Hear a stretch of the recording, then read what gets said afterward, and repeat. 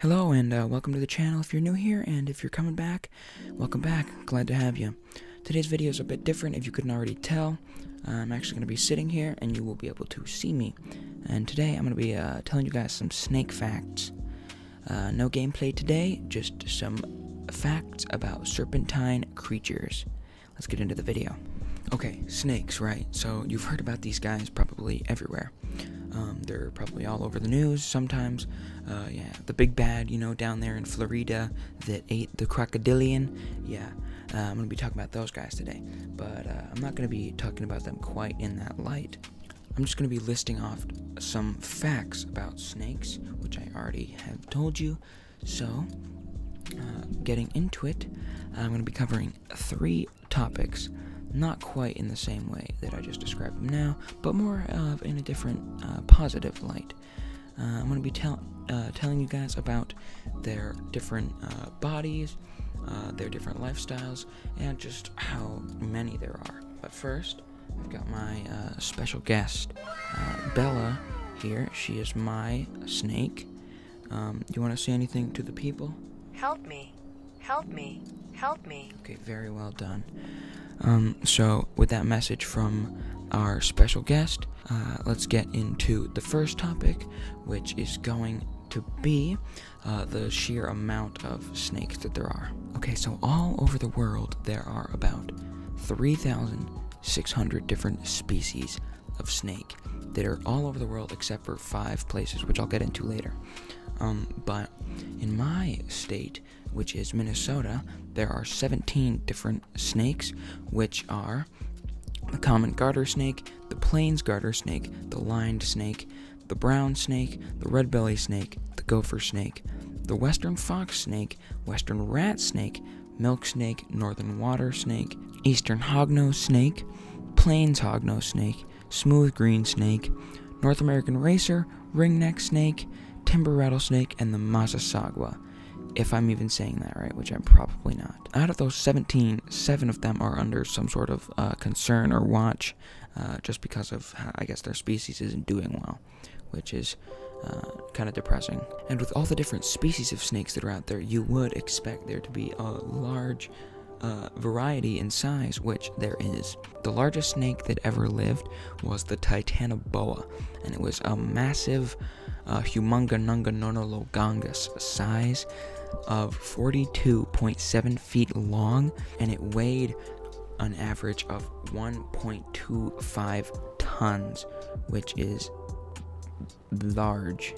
But thankfully for us, we don't have to worry about our houses getting eaten by snakes anymore, because they are extinct, and they went extinct a long time ago with the rest of the dinosaurs.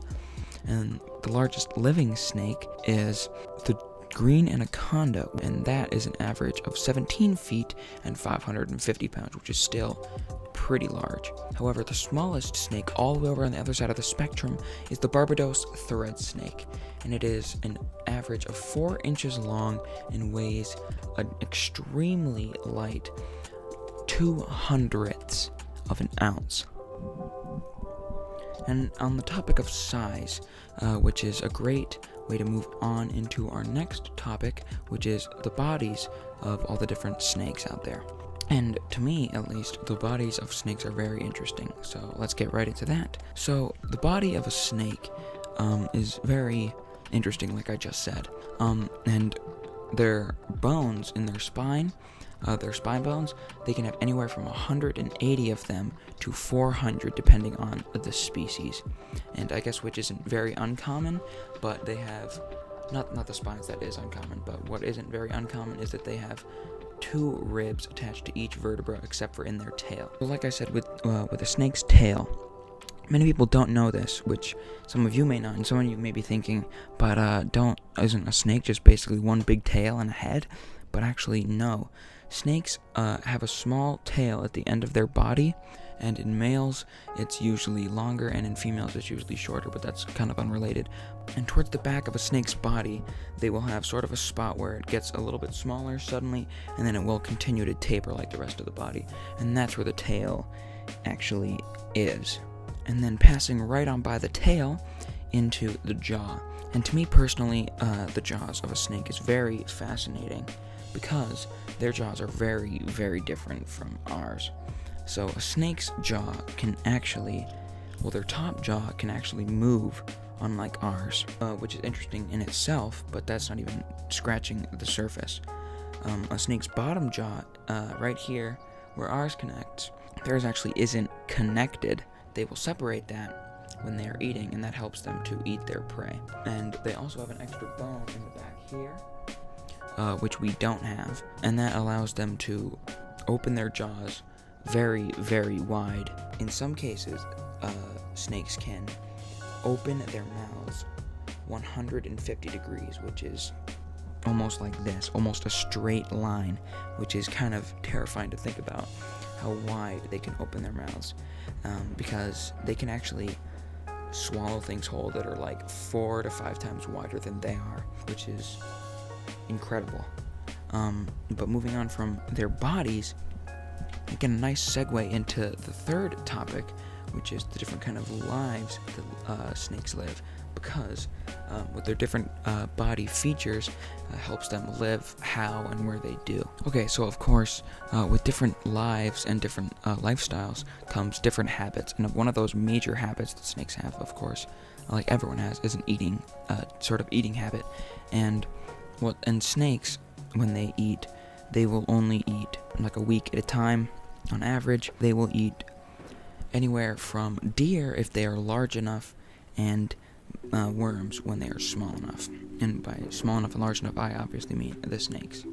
No worm is too big, no worm is too small, as everybody says. Duh. Because I mean, everybody says that, right? Which is a very large spectrum of things to be eating for just one animal. And more centered on where snakes live. They live literally everywhere, all over the world, except for 5 places, which I mentioned earlier. And those 5 places are Antarctica, Greenland, Iceland, Ireland, and New Zealand. But other than that, they're literally all over the planet. You want to say something again to the people? No? All right. And with the different kinds of snakes and different sizes and all of that, obviously comes different lifespans. Unlike dogs, snakes will tend to live longer the larger they are. So bigger snakes, on the bigger side of things, they will usually live anywhere from 25 to 50 years, and then medium-sized snakes will live from 15 to 25, and small can live from 5 to 10 years.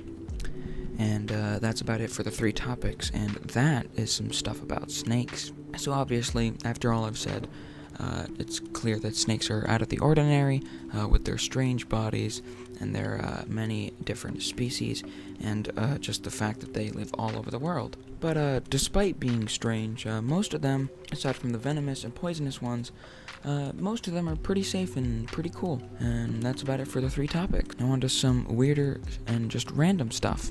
So in this section of the video, I want to talk a little bit more. I want to talk quite a bit actually about my personal snake here. Her name is Bella. She is a dwarf red-tailed leopard boa constrictor, which is not something you can find in the wild. It's been bred specially. She's staring at me right now. Hello. She right now is, I have no idea how long, but I'd say probably 3 feet, maybe upwards of 3 feet, slightly, somewhere in there. She's pretty long, but she's supposed to get longer. She's supposed to get anywhere around 5 feet. So that's gonna be pretty cool, because I like bigger snakes. I've had her since April of last year, so for almost a year now. And in the back, you can probably see the terrarium back there, but that is not her cage. Her cage is over there. And the cage behind me is actually not a video at all. It's not a video. That is a cage.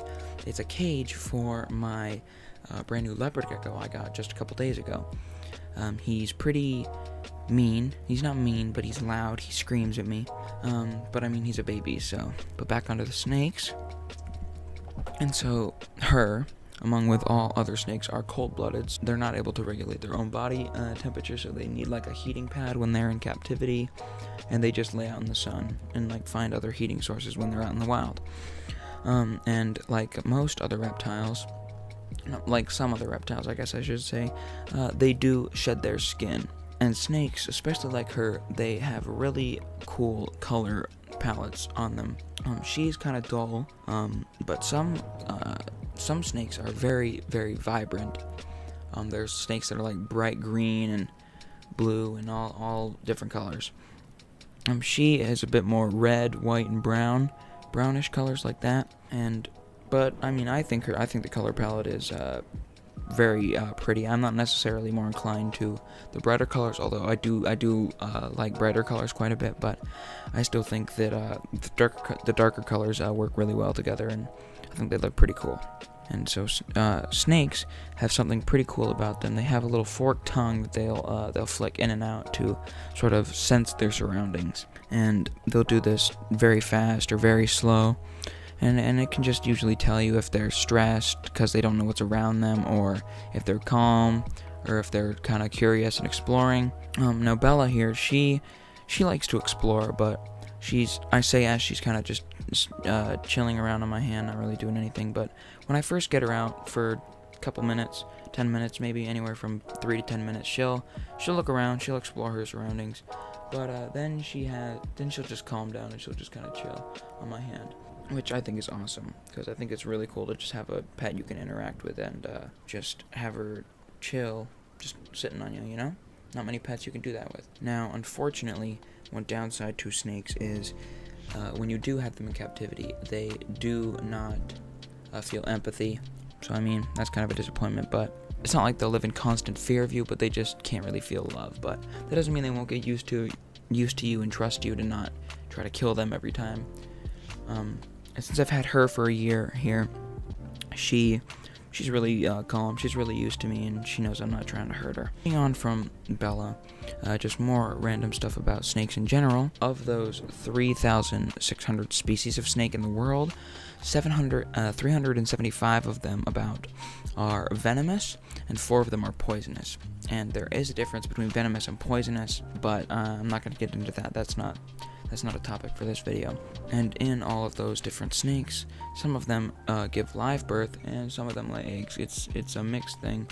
Some snakes lay eggs, some give live birth. Don't know why that is. I'm not a biologist. I guess it's just how it is. But that is gonna wrap it up for this video. If you enjoyed the video, leave a like if you want to. If you guys want to see more snack content, say so down in the comment section. Well, anyway, that's gonna wrap it up for this video. I'll see you guys in the next one. Farewell.